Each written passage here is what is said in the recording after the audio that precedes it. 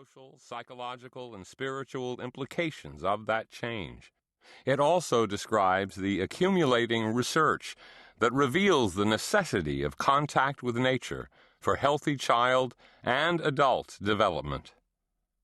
While I pay particular attention to children, my focus is also on those Americans born during the past 2 to 3 decades.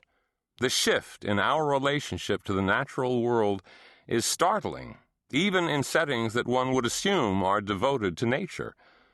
Not that long ago, summer camp was a place where you camped, hiked in the woods, learned about plants and animals, or told firelight stories about ghosts or mountain lions. As likely as not, today, summer camp is a weight loss camp or a computer camp. For a new generation, nature is more abstraction than reality. Increasingly, nature is something to watch, to consume, to wear, to ignore. A recent television ad depicts a 4-wheel drive SUV racing along a breathtakingly beautiful mountain stream, while in the back seat, 2 children watch a movie on a flip-down video screen, oblivious to the landscape and water beyond the windows. A century ago, the historian Frederick Jackson Turner announced that the American frontier had ended. His thesis has been discussed and debated ever since. Today, a similar and more important line is being crossed. Our society is teaching young people to avoid direct experience in nature. That lesson is delivered in schools, families, even organizations devoted to the outdoors, and codified into the legal and regulatory structures of many of our communities.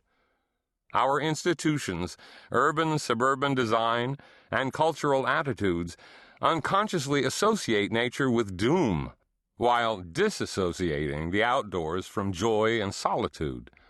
Well-meaning public school systems, media, and parents are effectively scaring children straight out of the woods and fields. In the patent or perish environment of higher education, we see the death of natural history as the more hands-on disciplines, such as zoology, give way to more theoretical and remunerative microbiology and genetic engineering.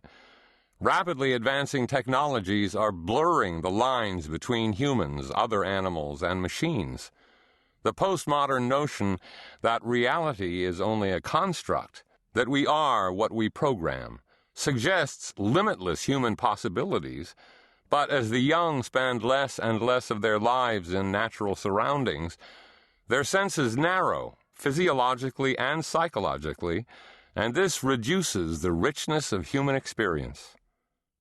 Yet, at the very moment that the bond is breaking between the young and the natural world, a growing body of research links our mental, physical, and spiritual health directly to our association with nature in positive ways. Several of these studies suggest that thoughtful exposure of youngsters disorders and other maladies. As one scientist puts it, we can now assume that just as children need good nutrition and adequate sleep, they may very well need contact with nature. Reducing that deficit, healing the broken bond between our young and nature, is in our self-interest, not only because aesthetics or justice demands it, but also because our mental, physical, and spiritual health depends upon it. The health of the earth is at stake as well.